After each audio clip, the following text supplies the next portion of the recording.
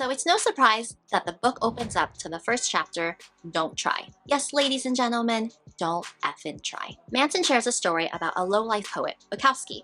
I have a great poem for you guys. Why are you all losers? I'm not a loser. You guys are losers. I don't give a... Yeah, that guy. This guy spent his entire life in a blur of alcohol, drugs, gambling, prostitutes, and at the age of 50 and drunk, a publisher took an interest on him, and Bukowski went to publish 6 novels, hundreds of poems, and selling over 2 million copies of his books. And then, he died a loser, still consumed with alcohol, drugs, and gambling, and his tombstone read, Don't Try. Cool story, right? Starving poet, never gave up, beat the odds. We should all strive to be successful like that dude. Wrong. This dude was a total loser. What made him less of a loser was that he knew it and he accepted it. He never tried to be anyone else for anyone else.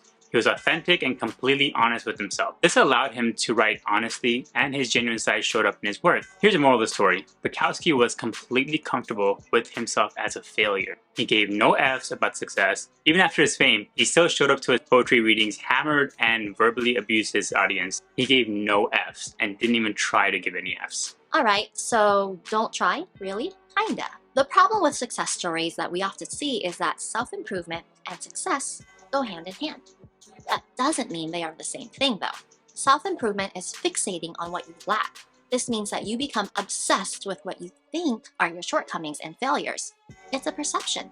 And then all you want to do is be someone else, softened by the idea that it's a better version of yourself. So stop giving an F to what you think you suck at, what you think you need, or what it will take for you to be successful or rich or pretty or just better. Giving too many F's is bad for your mental health, and it makes you attached to the superficial and fake that will never bring you happiness or satisfaction.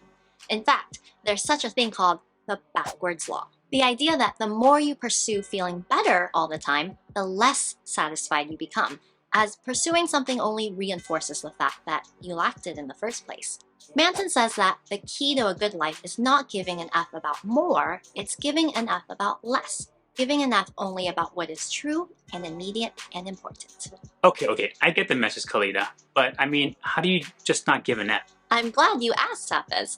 Manson sums it up in 3 subtlety points. Point 1. Not giving an F does not mean being indifferent. It means being comfortable with being different.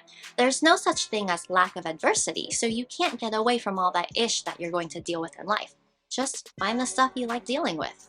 Subtlety point 2, to not give an F about adversity, you must first give an F about something more important than adversity. When a person has no problems, the mind automatically finds ways to invent some.